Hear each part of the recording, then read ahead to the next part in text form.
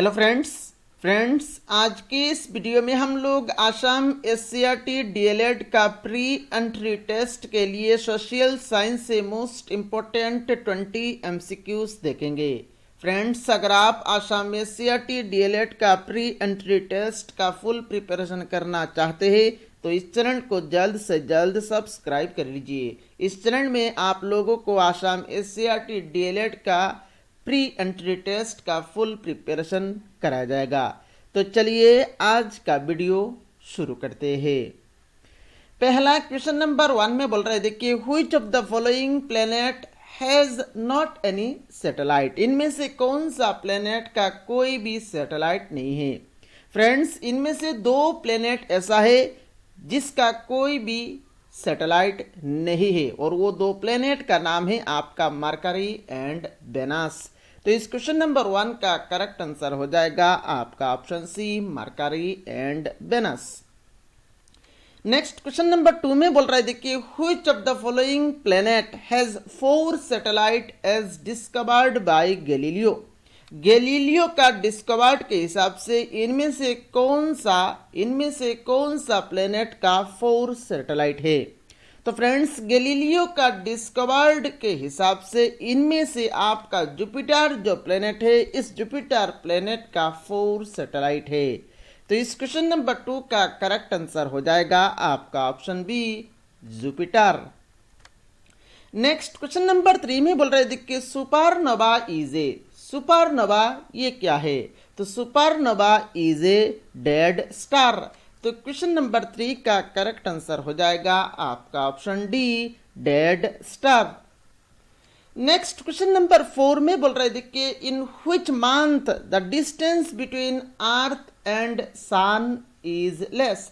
मतलब कौन सा महीने में आपका अर्थ और सन के बीच जो डिस्टेंस है वो सबसे कम हो जाता है। सो अर्थ और सन के बीच जो डिस्टेंस है, ये डिस्टेंस सबसे कम होता है आपका जनवरी महीने में।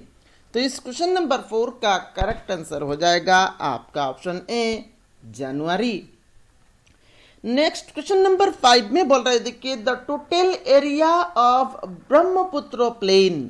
ब्रह्मपुत्र प्लेन का टोटल एरिया कितना है। तो फ्रेंड्स, ब्रह्मपुत्र प्लेन का टोटल एरिया है आपका 56,000 स्क्वायर किलोमीटर।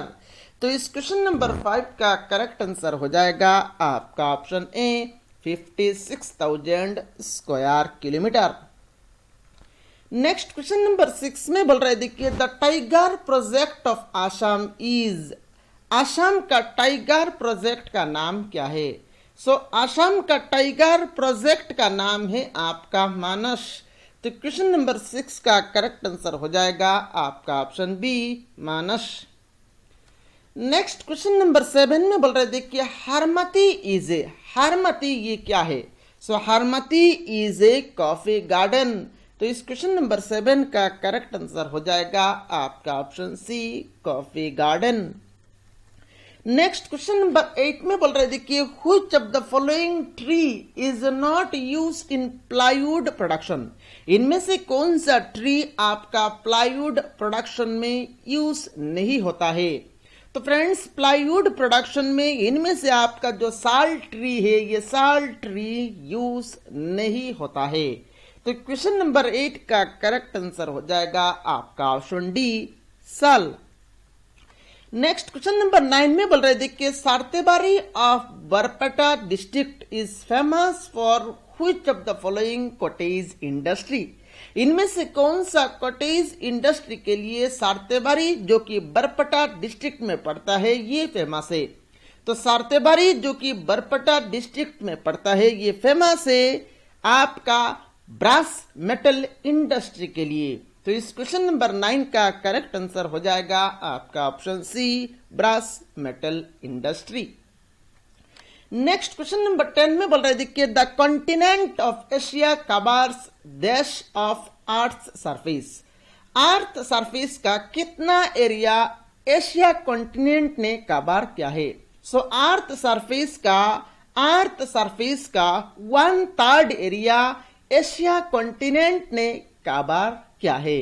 तो इस क्वेश्चन नंबर 10 का करेक्ट आंसर हो जाएगा आपका option B, 1/3। Next question number 11 में बोल रहे थे कि the Ganga flows to, Ganga कहां से बहता है? So the Ganga flows to Indian Ocean. तो इस क्वेश्चन नंबर 11 का करेक्ट आंसर हो जाएगा आपका option B, Indian Ocean. Next question number 12 में बोल रहे देखिए which is called roof of the world. Roof of the world किसको कहा जाता है? सो रूफ ऑफ द वर्ल्ड कहा जाता है आपका तिब्बत को। तो इस क्वेश्चन नंबर 12 का करेक्ट आंसर हो जाएगा आपका option D, Tibet. Next question number 13 में बोल रहे थे कि the largest lake in the world is, world का सबसे बड़ा लेक कौन सा है? तो वर्ल्ड का सबसे बड़ा लेक का नाम है आपका कैस्पियन लेक। तो इस क्वेश्चन नंबर 13 का करेक्ट आंसर हो जाएगा आपका option D, Caspian lake. Next question number 14 में बोल रहे थे कि the flood free district of Assam is, Assam का कौन सा डिस्ट्रिक्ट आपका फ्लड फ्री डिस्ट्रिक्ट है? तो आसाम का जो कार्बी आंगलोंग जो डिस्ट्रिक्ट है, ये डिस्ट्रिक्ट आपका फ्लड फ्री डिस्ट्रिक्ट है। तो क्वेश्चन नंबर 14 का करेक्ट आंसर हो जाएगा आपका option C, Karbi Anglong. Next question number 15 में बोल रहे थे कि the highest peak of Africa is, Africa का हाईएस्ट पीक का नाम क्या है? सो अफ्रीका का हाईएस्ट पीक का नाम है आपका किलिमंजारो। तो क्वेश्चन नंबर 15 का करेक्ट आंसर हो जाएगा आपका option D, Kilimanjaro. Next question number 16 में बोल रहे थे कि deltas are formed in, delta कहां पर फॉर्म्ड होता है? So deltas are formed in mouth of the river. तो इस क्वेश्चन नंबर 16 का करेक्ट आंसर हो जाएगा आपका option D, mouth of the river. Next question number 17 में बोल रहे थे कि the area of Assam is how much percent of the total area of the country. मतलब हमारा जो कंट्री है इंडिया, इस इंडिया का कितना परसेंट एरिया आसाम स्टेट ने कवर किया है? तो इंडिया का टोटल एरिया से आपका ओनली 2.39% एरिया आसाम स्टेट ने कवर किया है। तो इस क्वेश्चन नंबर 17 का करेक्ट आंसर हो जाएगा आपका option B, 2.39%। Next question number 18 में बोल रहे थे कि mountain glaciers generally occurs in, mountain glaciers generally कहां पर होता है? So mountain glaciers generally occurs in the Rocky. तो क्वेश्चन नंबर 18 का करेक्ट आंसर हो जाएगा आपका option A, the Rocky. Next question number 19 में बोल रहे थे कि the height of Mount Everest is dash metre. Mount Everest का हाइट कितना मीटर है? सो माउंट एवरेस्ट का हाइट है आपका 8,848 मीटर। तो क्वेश्चन नंबर 19 का करेक्ट आंसर हो जाएगा आपका option C, 8,848 metre. Next question number 20 में बोल रहे थे कि in area the Europe is dash times larger than India. Area के हिसाब से यूरोप इंडिया से कितना गुना बड़ा है? सो एरिया के हिसाब से यूरोप आपका इंडिया से 3 टाइम्स बड़ा है। तो इस क्वेश्चन नंबर 20 का करेक्ट आंसर हो जाएगा आपका ऑप्शन सी, 3 टाइम्स।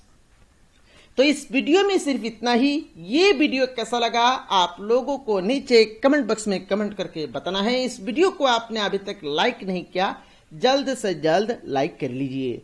इस चैनल को अगर आपने अभी तक सब्सक्राइब नहीं किया, जल्द से जल्द सब्सक्राइब कर लीजिए। Thank you for watching this video.